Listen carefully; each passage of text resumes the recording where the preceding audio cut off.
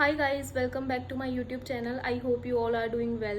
सो guys, आज की जो वीडियो होने वाली है वो काफ़ी ज़्यादा डिमांडिंग है क्योंकि मुझे काफ़ी लोगों ने कमेंट किया था, कई लोगों ने पर्सनल मैसेजेस किए कि आप जो जॉब करते हो जेनपेक में, वो आपकी कैसे जॉब लगी, कैसे कैसे सिलेक्शन प्रोसेस थी आपकी, मतलब सिलेक्शन कैसे हुआ, how many round of interview, और सैलरी से रिलेटेड भी काफ़ी लोगों ने क्वेश्चंस पूछे और शिफ्ट टाइमिंग वगैरह। तो आज मैंने वीडियो इसीलिए बनाई है ताकि मेरे को एक एक जने को सिंगल जा जाके उसे रिप्लाई ना करना पड़े। तो आज का जो मोटिव है वो इन्हीं सारे क्वेश्चंस का आंसर करने के लिए। If you are new on this channel, please subscribe to my channel, and if you like this video please do thumbs up. So guys, without any further delay हम video को start करते हैं। So guys, जब मेरा interview हुआ था, मतलब जेनपेक एक बहुत बड़ी कंपनी है गाइज, मुझे किसी ने रेफ़र नहीं किया था। जेनपेक में जब मेरी जॉब लगी थी, मैंने सेल्फ से ही naukri.com पे अप्लाई किया था, उस पोस्ट पे, पर्टिकुलर पोस्ट पे। एंड लिंक्डइन पे भी मैं काफ़ी सर्च करती रहती थी। मैंने काफ़ी एचआर्स को भी फॉलो किया हुआ था, जेनपेक के एचआर्स थे, मतलब काफ़ी कंपनीज़ के एचआर थे, बट मैं श्योर थी कि मुझे जेनपेक में ही जाना है। पहले मैं ईएक्सएल में जॉब करती थी, ईएक्सएल सर्विसेज में, बट अब मैंने जेनपेक रिसेंटली ज्वाइन किया है। सो गाइज, मैंने खुद ही अप्लाई किया था वहाँ पर, और उसके 3 से 4 दिन के अंदर अंदर मेरे पास एचआर की कॉल आती है और वो बोलते हैं कि आपका इंटरव्यू स्केड्यूल हो गया है और आपको जूम ज्वाइन करना होगा। मैं समझ गई थी कि ये ना एक वर्चुअल ड्राइव है। वर्चुअल ड्राइव ये होती है जैसे बहुत सारे बच्चे होते हैं, 70-80 बच्चे होते हैं या फिर उससे ज़्यादा भी हो सकते हैं, तो उनका एक एक करके इंटरव्यू होता है और एचआर जूम पर ही रूम्स बना देते हैं। उस एक रूम के अंदर एक मैनेजर होता है या 2 मैनेजर होते हैं और एक बच्चा उस रूम के अंदर जाएगा, वो अपने आप ही भेज देते हैं उसमें, और फिर आपका इंटरव्यू उसमें कंडक्ट होता है और वो आपसे क्वेश्चंस पूछते हैं। जब मेरे पास एचआर की कॉल आई थी तो एचआर ने मेरे से क्या क्या क्वेश्चंस पूछे।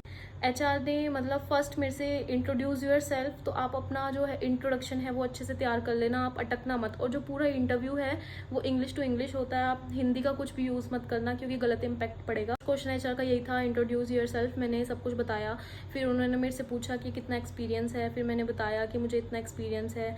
फिर उन्होंने मेरे से पूछा कि आप क्या क्या, आपकी रोल्स एंड रिस्पॉन्सिबिलिटी है इन योर करेंट कंपनी। सो मैंने अपनी करेंट कंपनी का बताया। उसके बाद उन्होंने अपने बारे में बताया, जेनपेट के बारे में बताया, और जो मेरी जॉब रिस्पॉन्सिबिलिटी फ्यूचर में रहने वाली है वो बताया, और शिफ्ट टाइमिंग बताई कि मैं इंटरेस्टेड हूँ शिफ्ट टाइमिंग के लिए या नहीं। मेरी अभी recently shift timing UK shift है, which is around 12 to 9 PM। और कैब्स का भी बताते हैं कि बोथ साइड कैब मिलेगी या फिर वन साइड मिलेगी। अभी रिसेंटली मेरी वन साइड कैब है, which is for night only. तो गाइज, उसके बाद फॉर एग्जाम्पल मेरे पास आज कॉल आई एचआर की। ये होता है एचआर स्क्रीनिंग राउंड, मतलब एचआर एक तरह से स्क्रीन कर लेती है और आपकी ईमेल आईडी, फ़ोन नंबर सब कुछ नोट कर लेती है, और इसी ईमेल आईडी पर आपको लिंक आएगा जो आपको ज्वाइन करना होगा। नेक्स्ट डे आपको लिंक आएगा, तो आपको टाइमिंग दी जाएगी, जैसे 12 से 3 बजे तक इंटरव्यू रहेगा, तो आपको उसी टाइम पर ही उसी लिंक से आपको ज्वाइन करना होगा। और वहाँ पर एचआर होंगे और काफ़ी बच्चे होंगे और मैनेजर्स भी होंगे, तो आपको एचआर एक एक करके उस रूम में भेजेगी जिस रूम में मैनेजर होगा। आपको फिर वहाँ जाना होगा और उस राउंड को हम बोलते हैं ऑपरेशन राउंड, और वहाँ पर ही आपके जो भी ऑपरेशन से रिलेटेड इंटरव्यूज़ होंगे। मतलब फॉर एग्जांपल मेरी जो फील्ड है वो अकाउंट्स की है, तो आपसे मैनेजर पूछेगा कि what is accounts, what are the golden rule of accounting. Field से रिलेटेड जो भी क्वेश्चन होंगे वो आपसे मैनेजर क्वेश्चन करेगा, और अदर क्वेश्चन जैसे पूछ लेगा, tell me about your last birthday, और tell me about yourself, और tell me about your last weekend. मतलब ऐसे भी आपकी कम्युनिकेशन स्किल्स चेक करने के लिए भी मैनेजर 1-2 एक्स्ट्रा क्वेश्चंस पूछ लेता है। अपनी फेवरेट मूवी बताओ, आपकी फेवरेट मूवी कौन सी है, तो आपको इंग्लिश टू इंग्लिश ही उसी का रिप्लाई करना होगा।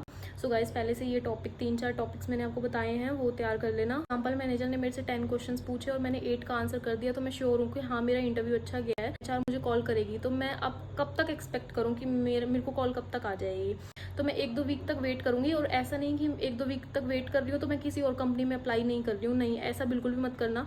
अगर आप naukri.com पर अप्लाई कर रहे हो तो 1-2 जॉब के लिए मत करना अप्लाई, एक दिन में कम से कम 10 से 12 जॉब के लिए अप्लाई करो, तब जाकर आपको कॉल्स आनी शुरू होगी एचआर की।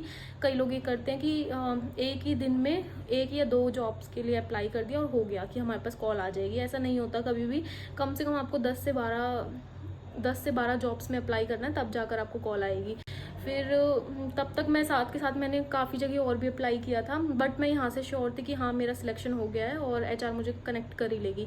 सो गाइज, उसी के नेक्स्ट डे बाद ही मेरे पास एचआर का कॉल आ गया और उन्होंने बोला दैट यू आर सिलेक्टेड।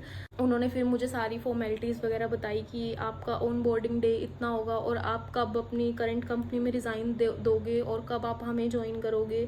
तो मेरा जो नोटिस पीरियड था वो मेरी प्रीवियस कंपनी में 45 डेज़ का था। मेरा सैलरी राउंड हुआ, सैलरी डिस्कशन, तो सैलरी अराउंड 30 से 35% की हाइक देते हैं वो लोग, बट और इससे ज़्यादा भी दे देते हैं based on your salary negotiation skills. बाद मेरा ऑफर लेटर आ गया था और मैंने एक्सेप्ट कर लिया था ऑफर लेटर। वो ऑफर लेटर आपको आई थिंक 7 या 14 डेज़ के अंदर अंदर आपको सिलेक्ट करना होता है, उसका भी टाइम लिमिट होती है। तो मैंने एक्सेप्ट कर लिया था। ऑन बोर्डिंग होती है, ऑन बोर्डिंग में आपकी डॉक्यूमेंट वेरिफिकेशंस होती है और जो भी आपकी फॉर्मेलिटीज़ होती है साइन वगैरह की, वो आपको वहीं पर ही बुलाया जाता है। मेरी जॉब लोकेशन थी वो नोएडा में थी, तो मेरी जो ऑन बोर्डिंग हुई थी वो भी नोएडा में हुई थी। अब ऐसा नहीं है कि आपकी जहाँ जॉब लोकेशन होगी वहीं पर आपकी ऑन बोर्डिंग होगी, ऐसा नहीं है। फॉर एग्जाम्पल अगर जनपैक्ट गुड़गांव में है तो आपकी ऑन बोर्डिंग नोएडा में भी हो सकती है। तो वहाँ पर मेरी ऑन बोर्डिंग हुई थी। उसके बाद मुझे लैपटॉप मिल गया था और एसेट वगैरह जो भी फॉर्मेलिटीज़ रहती हैं वो मिल गई थी। मुझे जो ज्वाइनिंग थी वो नेक्स्ट डे से ही थी, मैंने एक भी दिन का रेस्ट नहीं लिया। मेरा ऐसा हुआ था कि फ्राइडे को मेरी ऑन बोर्डिंग थी और मंडे से मैंने ज्वाइन कर लिया था। गाइस एक और क्वेश्चन मेरे से ये पूछा था कि